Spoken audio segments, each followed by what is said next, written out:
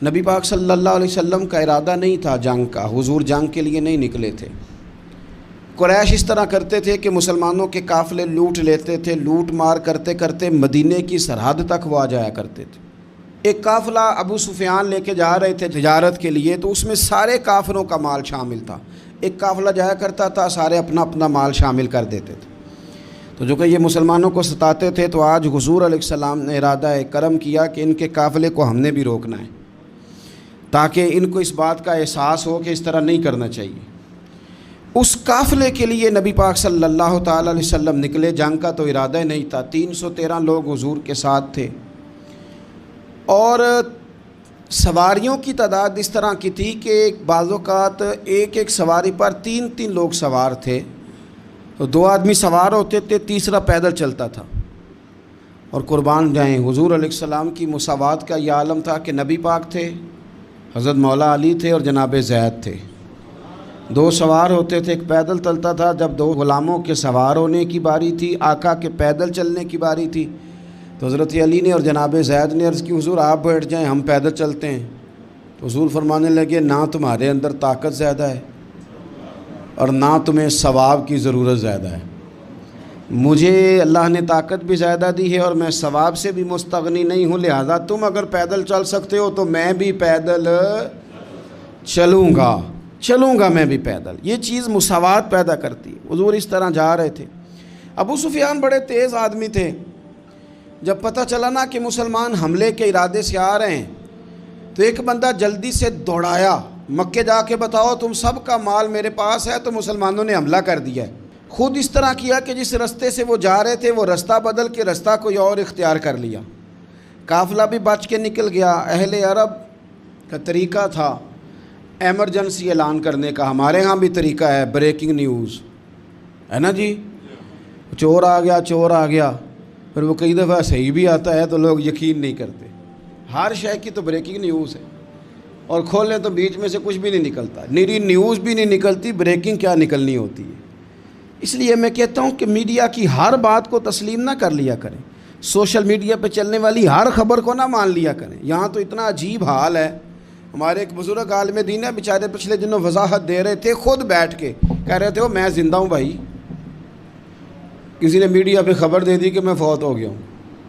وہ کہہ رہے تھے مہربانی کرو مجھے سونے دو، سارا دن ٹیلی فون آتے ہیں اور لوگ مجھے ہی فون کر کے میری ہی تعزیت کا پوچھنے لگ جاتے ہیں۔ تو اس طرح نہ کریں، کیا صرف تھوڑا سا میڈیا چلانے کے لیے جھوٹ بولا جائے گا؟ بہرحال انہوں نے جو بندہ بھیجا تو بریکنگ نیوز کا وہاں بھی ایک طریقہ تھا۔ اونٹ کے کان ناک کاٹ دیتے تھے، اپنے کپڑے پھاڑ لیتے تھے۔ اب اونٹ بڑے زور سے چلاتا تھا، جب اس کا ناک کٹ جاتا تھا، اونٹ چلاتا تو لوگ گھروں سے نکل آتے۔ اب وہ جو بندہ ابو سفیان نے بھیجا تھا، اس نے جا کے اپنے اونٹ کے ناک کان کاٹ دیے۔ لوگ دوڑے، باہر نکلے، پوچھا کیا ہوا، تو اس نے کہا نکلو تمہارا تو مال سارا لوٹنے لگے مسلمان۔ وہ ابو سفیان بچ کے نکل گئے تھے، انہوں نے پیغام بھی دیا کہ میں بچ کے آ گیا ہوں، اب آنے کی ضرورت نہیں۔ لیکن انسان کو جو چیز سب سے زیادہ پستی میں لے جاتی ہے وہ اس کا تکبر ہوتا ہے۔ تو مینوں جاندا ہی نہیں، تجھے میرا پتہ ہی نہیں، یہ لے ڈوبتی ہے چیز لوگوں کو۔ انہیں بھی لے ڈوبی، انہوں نے کہا جی اب نہیں واپس جانا، اب چلو۔ 1000 کا لشکر، گانے بجانے والی عورتیں ساتھ، شراب کے مٹکے ساتھ، 10 اونٹ روز ذبح ہو رہے ہیں، سردار دعوتیں پکا رہے ہیں، گوشت بھونا جا رہا ہے۔ بدر میں پہنچ گئے، مسلمان بھی 313 پہنچ گئے۔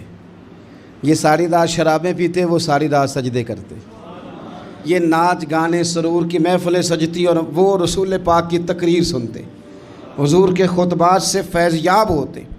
عمیر بن وہب کو بھیجا ابو جہل نے، کہا پتہ کر کے آؤ بندے کتنے۔ اس نے جا کے کہا کہ 312 313 310 اتنے۔ کہنے لگا جنگ کیا کرنی ہے، ان کو سویرے اونٹوں کی پشتوں پہ باندھ کے لے جائیں گے، مکے جا کے دیکھیں گے کیا کرنا ہے۔ یہ تکبر ہے نا۔ تو عمیر بن وہب کہنے لگا ہیں 312 ہیں 313، میرے اندازے میں 310، لیکن ایک کا بھی واپس جانے کا ارادہ کوئی نہیں۔ میں نے جس کو بھی دیکھا ہے شہادت کی دعا مانگتے دیکھا ہے، ارادہ بڑا پکا لے کے آئے، شہادت ہے مطلوب و مقصود مومن، نہ مال غنیمت نہ کشور کشائی۔ نبی پاک صلی اللہ علیہ وسلم نے جب دیکھا نا کہ وہ تو جنگ کے لیے آن پہنچے ہیں اور ارادہ تو قافلے کا تھا، تو حضور نے صحابہ سے مشورہ کیا۔ نبی پاک علیہ الصلوۃ والسلام نے ہمیں بتایا ہے کہ چیزیں مسلط نہ کرو، ہم نہ اپنا مسلط کرتے ہیں۔ یعنی تراویح پڑھنے والا بندہ دوسروں کو بڑا گھورتا ہے کہ تو کیوں نہیں پڑھتا، بھئی تو پڑھ رہا ہے نا تو اللہ سے دعا کر یہ بھی پڑھے، لیکن اپنا مسلط نہ کر، دعوت دے، تبلیغ کر۔ نفل پڑھنے والا سب کو گناہ گار ہی سمجھنے لگ جاتا ہے، عصر کی پہلی 4 سنتے تو کیوں نہیں پڑھتا، تو کیوں؟ بھئی آپ مسلط کریں گے، آپ رائے دیں اور رائے دے کے سائڈ پہ ہو جائیں۔ مسلط کرنے کی تو اجازت نہیں، حضور کا تو حکم چل سکتا ہے نا، چلتا ہے نا، لیکن حضور نے بھی صحابہ سے پوچھا بھائی وہ تو لڑنے آ گئے ہیں، اب کیا کرنا ہے؟ تو حضرت صدیق اکبر کہنے لگے حضور کرنا وہ ہے جو آپ نے فرمانا ہے۔ حضرت عمر کہنے لگے حضور تلواروں کو تو زنگ لگ گیا ہے۔ اور جناب علی شیر خدا مرتضیٰ مشکل کشا غل عطا مولا کائنات فرمانے لگے حضور علی اور تلوار یہ تو رشتہ ہی بڑا پرانا ہے، تیاری کریں۔ حضور کا خیال تھا کہ انصار بھی تو بولے نا، یہ تو سب مہاجرین بول رہے ہیں۔ انصار کو جب سمجھ آئی نا کہ اشارہ ہماری طرف ہے تو حضرت سعد بن عبادہ اٹھے، کہنے لگے حضور آپ کا اشارہ ہماری جانب ہے؟ فرمایا ہاں۔ کہا یا رسول اللہ صلی اللہ علیہ وسلم خشکی پہ بھی لڑیں گے اور دریا میں بھی لڑیں گے، حضور انسانوں سے بھی لڑیں گے اور آپ حکم دیں گے تو جنوں سے بھی لڑیں گے۔ وہ بیٹھے تو حضرت مقداد اٹھے اور کمال کر دی، کہنے لگے یا رسول اللہ آپ ہم سے ارادہ پوچھ رہے ہیں؟ ہم کوئی حضرت موسیٰ کی قوم ہے جو اپنے نبی سے کہہ دیں گے آپ لڑیں اور آپ کا خدا لڑے؟ سونیا ہم آپ کے ساتھ لڑیں گے اور آپ کے قدموں پہ جانیں بھی قربان کریں گے۔ نبی کا حکم ہو تو کود جائیں ہم سمندر میں اور جہاں کو محو کر دیں نعرہ اللہ اکبر میں۔ نہتے 313 بشر شوق شہادت میں نکل آئے تھے میدان میں، محمد کی قیادت میں نہ تیغ و تیر پہ تکیا، نہ خنجر پہ نہ بھالے پر، بھروسہ ہے تو ایک سادی سی کالی کملی والے پر۔ نبی پاک صلی اللہ تعالیٰ علیہ وسلم نے جذبات سنے تو فرمایا چلو نہ چلیں، پر چھوٹے چھوٹے بچے واپس کر دو۔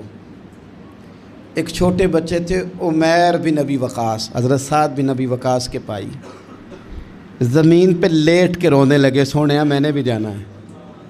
کمپیوٹر کے لیے نہیں رو رہے، موبائل کے لیے نہیں رو رہے، نئی سائیکل کے لیے نہیں، شہادت کے لیے۔ حضور میں لڑوں گا، اب مجھے لے کے تو چلیں، یا رسول اللہ میں طاقتور نکلوں گا، لے کے تو چلیں۔ ان کے آنسو دیکھ کے حضور نے فرمایا لے چلو نا ساتھ۔ فطرت مسکرا رہی تھی۔ حضرت سعد بن عبادہ ایک دوسرے سے کہہ رہے تھے ہم سے لڑنے آیا ہے ابو جہل، جس قوم کے بچوں کی شجاعت کا یہ عالم ہے اس قوم میں علی کا کیا حال ہوگا اور امیر حمزہ کا کیا عالم ہوگا۔ یہ ہمارے ساتھ مقابلہ کریں گے یہ لوگ؟ اور چھوٹے اتنے تھے حضرت عمیر کے تلوار اپنے ہاتھوں سے اپنے گلے میں نہیں لٹکا سکتے تھے، وہ بڑے بھائی نے لٹکائی، میدان میں نکلے۔ حضور علیہ الصلوۃ والسلام نے تقریر کی، فرمایا تمہیں پتہ ہے تم کس جنت کی جانب جا رہے ہو؟ وہ جنت ہے جس کی چوڑائی زمین آسمان کے برابر ہے۔ حضرت عمیر بن حمام انصاری ایک صحابی تھے، جب کریم نے فرمایا نا جنت کی چوڑائی، کسی چیز کی لمبائی زیادہ ہوتی ہے چوڑائی کم ہوتی ہے، جب فرمایا نا کہ چوڑائی زمین آسمان کے برابر ہے تو حضرت عمیر بولے، کہنے لگے واہ واہ واہ واہ واہ، کھجوریں کھا رہے تھے۔ حضور نے فرمایا تو بڑی واہ واہ کر رہا ہے، کہ سونیا اتنی جنت پیاری ہے تو ہم دور کیوں ہیں، یہ دے نا ذرا تلوار۔ جلدی سے میدان میں نکلے، اللہ نے انہیں شہادت عطا فرمائی۔ رات ساری وہ مست رہے شراب کے نشے میں، اور حضور ساری رات مصلی پہ رہے، ساری رات دعائیں مانگی۔ پتہ کیا کہا؟ اے اللہ یہ میری کل کمائی تھی 313 جو میں لے کے آ گیا ہوں، اگر یہ ہلاک ہو گئے تو قیامت تک کون تیری عبادت کرے گا، ان کی مدد فرما۔ اور ایک رات پہلے صفیں بھی سیدھی کرائیں، بلکہ صفیں سیدھی کراتے حضرت سواد کے پیٹ پہ چھڑی لگ گئی تو انہوں نے کہا حضور بدلا دیں۔ حضور نے کپڑا ہٹایا تو انہوں نے وجود چومنا شروع کر دیا۔ حضور نے ہمیں سبق دیا کہ صفیں بھی سیدھی کرانی ہے اور دعائیں بھی کرانی ہیں، صف بھی سیدھی ہو مصلی بھی آباد ہو، دونوں کام کرنے، اور پھر توکل ہو، پھر تمہارا دل جمے کہ انشاءاللہ فتح اللہ مسلمانوں کو دے گا. رونے نہ رویا کرو, معیشت کے, معاشرت کے, غریبی کے, تنگ دستی کے, فقیری کے رونے نہ رو. اللہ کی مدد کو آواز دو. ہم نے وہ لوگ بھی دیکھے ہیں بیچارے جو نہ اسلامی معیشت پہ بات کرتے ہیں, نہ معاشرت پہ, نہ اخلاقیات پہ, اور جب بھی بات کریں گے کہیں گے حضور کو تو علم ہی کوئی نہیں تھا, قاری کچھ نہیں سکتے تھے, مجبور محض تھے معاذ اللہ. یہ تقریریں کریں گے. یہ مسلم شریف کی حدیث ہے, کوئی اختلاف والی بات نہیں, پر بعض اوقات نا دل کو تکلیف ہوتی ہے کہ یار اس طرح کی باتیں کیوں کرتے ہو. یہ مسلم ہے. حضرت انس بن مالک فرماتے ہیں ایک رات پہلے حضور نے چھڑی پکڑی اور میدان بدر میں جا کے فرمایا, لکیر کھینچ کے فرمایا یہاں ابو جہل مرے گا, یہاں عتبہ مرے گا, یہاں شیبہ, یہاں ولید مرے گا. حضور نے لکیریں کھینچی. فرماتے ہیں باقی لوگ جنگ لڑ رہے تھے اور میں چپ کے لکیریں بھی دیکھ رہا تھا کہ حضور نے لگائی تھی. فرماتے ہیں اللہ کی عزت کی قسم کوئی کافر 1 انچ بھی ادھر ادھر نہیں ہوا, جہاں نبی پاک نے لکیر لگا دی تھی وہیں مرا ہے. یہ شان اللہ نے حضور کو دی ہے, حضور کے علم مبارک کا یہ کمال ہے. نہ اس طرح کی باتیں کریں جس سے امت تقسیم ہو. سویرے جنگ شروع ہوئی, صبح 3 کافر میدان میں نکلے, عتبہ, شیبہ اور ولید. 3 انصاری مسلمانوں کی جانب سے مقابلے میں نکلے, لیکن وہ تکبر جو ہوتا ہے نا وہ جان چھوڑتا نہیں. تو ولید کہنے لگا, عتبہ شیبہ کہنے لگے ہم نے نہیں ان سے لڑنا, یہ تو ہمارے پائے کے ہی نہیں, کوئی قریش میں سے بھیجو, قریش میں سے. آپ نے کون سا ناراض ہونا ہے, ویسے چودھریوں کے بچے, سیٹھوں کے بچے کچھ بھی نہیں کر پاتے, کیونکہ ساری زندگی لوگ چودھری صاحب کہہ کے دماغ ہی نہیں ٹھیک ہونے دیتے, وہ رہ جاتا ہے کام سے ہی. میرے حضرت صاحب فرمایا کرتے تھے, میرے استاد جی, کسی گھر میں علم چلا جائے تو کئی دفعہ نکل آتا ہے, لیکن کسی گھر میں پیری مریدی چلی جائے وہ نہیں نکلتی, کیونکہ پیر کا بیٹا جس طرح کا بھی ہو لوگ پیر مان ہی لیتے ہیں. اور اسی طرح کسی گھر میں چودراہٹ چلی جائے تو وہ بھی باہر نہیں آتی. بچوں کو لوگ چودھری کہہ دیتے ہیں, اس بیچارے کا بھی دماغ خراب ہوتا ہے, کچھ کر ہی نہیں پاتا. یہ چودراہٹ ہر جگہ مصیبت کھڑی کرتی ہے الا ماشاء اللہ.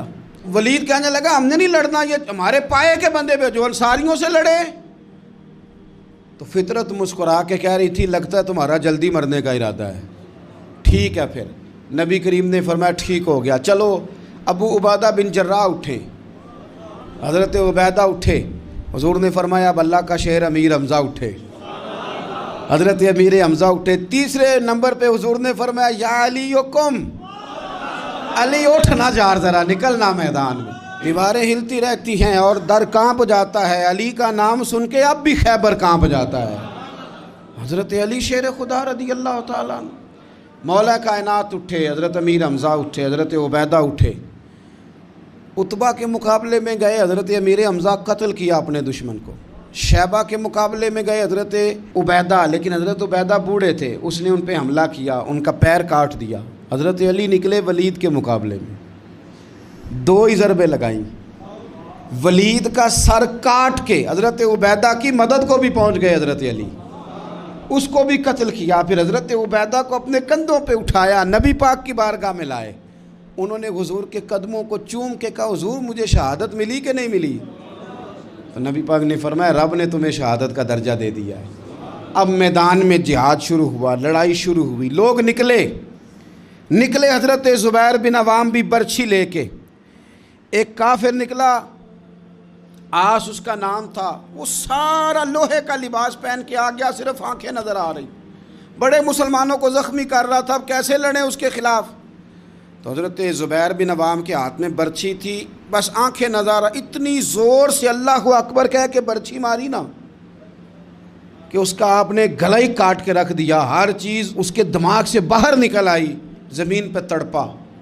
وہ برچھی اتنی پسند آئی نبی پاک کو. حضور کو صرف تسبیح پسند نہیں آتی, برچھی بھی پسند آتی. حضور کو صرف تلاوت والا مومن نہیں, جہاد والا بھی پسند آتا ہے. اصل پتہ مسئلہ کیا ہے کہ مسلمان نا ایک چیز دیتے ہیں پھر اسی کا شکار ہو, دوسری کو چھوڑ دیتے ہیں. دین ہمہ پہلو ہے, آپ سجدے کی بات بھی کریں, جہاد کی بھی کریں, دونوں دین ہیں. اور یہ یاد رکھیں کہ اسی سے مسلمان مضبوط ہوتا ہے. حضور کو برچھی اتنی پسند آئی کہ آپ کو بخاری میں ملے گا, نبی پاک نے برچھی لے کے بطور یادگار کے اپنے پاس رکھ لی.